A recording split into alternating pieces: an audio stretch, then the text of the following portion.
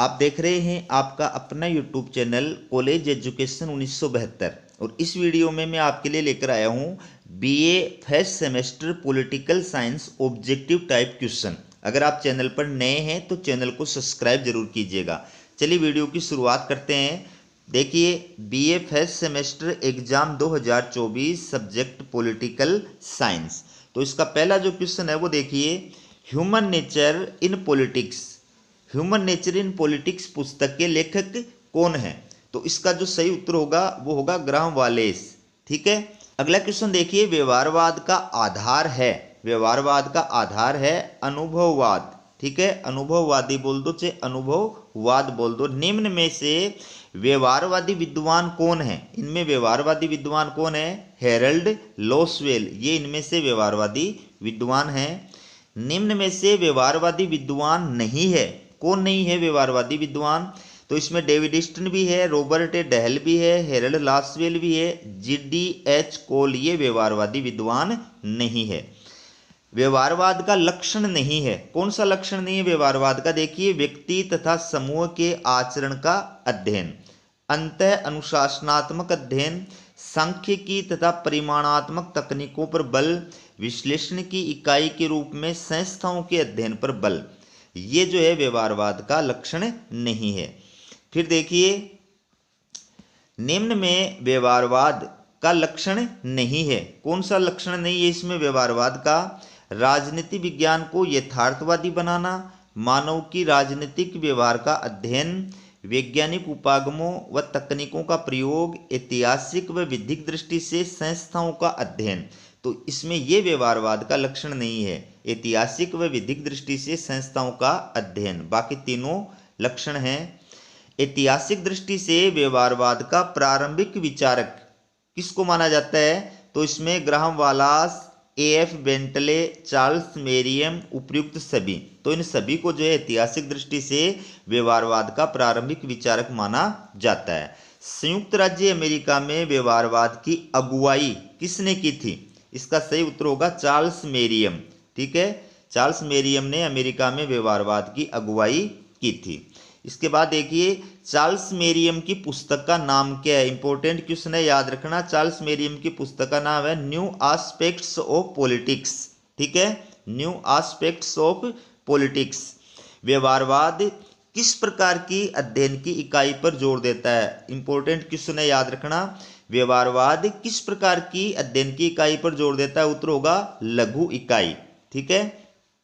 निम्न में व्यवहारवादी उपागम एवं आंदोलन का उद्देश्य नहीं है। कौन सा उद्देश्य नहीं है ये बताना है।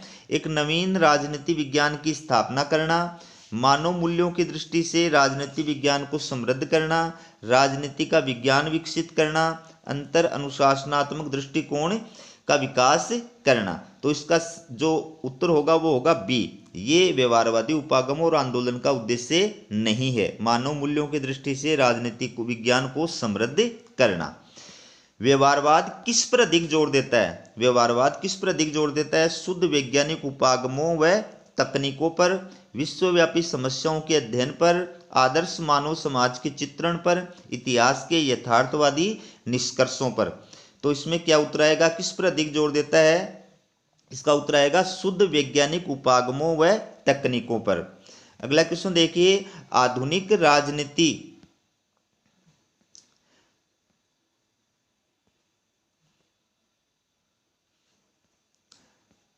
आधुनिक राजनीति विज्ञान के विकास में सबसे अधिक योगदान किसका है? तो आपका उत्तर क्या होगा? व्यवहारवाद का। सबसे अधिक योगदान इनमें से किसका माना जाता है? व्यवहारवाद का। व्यवहारवाद मुख्यतः संबंधित है, किससे संबंधित है? व्यवहारवाद मुख्य रूप से राजनीतिक व्यवहार से। ठीक है। फिर अगला क्वेश्चन है, व्यवहारवाद के 8 प्रमुख लक्षण अथवा व्यवहारवाद की बौद्धिक आधारशिला का प्रतिपादन किस विद्वान ने किया है? तो इसका सही उत्तर होगा डेविड ईस्टन ने। डेविड ईस्टन द्वारा प्रतिपादित व्यवहारवाद के 8 लक्षणों से संबंधित नहीं है। तकनीक, क्रमबद्धीकरण, वर्ग सामंजस्य और समग्रता। तो इसमें वर्ग सामंजस्य ये व्यवहारवाद की 8 विशेषताओं में शामिल नहीं है। डेविड ईस्टन के अनुसार व्यवहारवाद की मूल मान्यता लक्षण या विशेषता नहीं है। कौन सी विशेषता इसमें व्यवहारवाद की नहीं है डेविड ईस्टन के अनुसार? तो इसका देखिए, मानव जीवन का विकेंद्रित अध्ययन, मानव के राजनीतिक व्यवहार के आधार पर नियमन, संग्रहित तथ्यों, आंकड़ों व विवरण का परिमाणीकरण, मानव व्यवहार के नियमों का सत्यापन। तो इसमें ये जो लक्षण है ये नहीं है, मानव जीवन का विकेंद्रित अध्ययन, ये व्यवहारवाद के 8 विशेषताओं में शामिल नहीं है। फिर है, व्यवहारवाद के 8 लक्षणों के अनुसार कौन सा कथन सही नहीं है?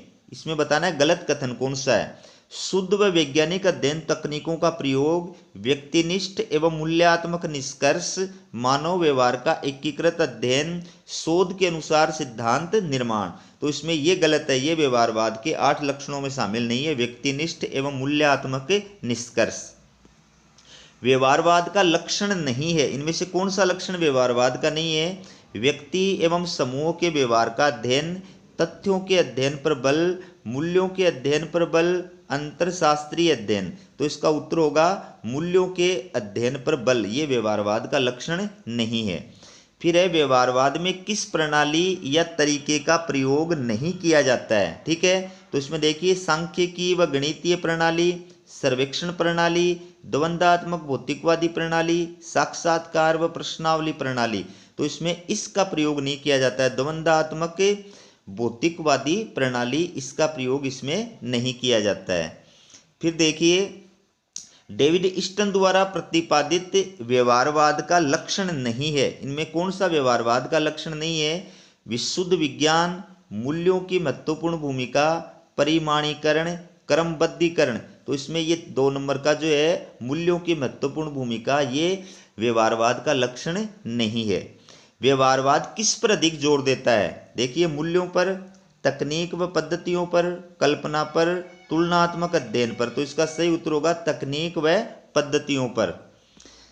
किस पद्धति में सांख्यिकी का प्रयोग अधिक किया जाता है? स्टैटिक्स का प्रयोग किस में अधिक किया जाता है? उत्तर होगा व्यवहारवादी पद्धति। ठीक है, फिर किस पद्धति में मूल्य निरपेक्षता पर अधिक जोर दिया जाता है? इसका उत्तर होगा व्यवहारवादी पद्धति।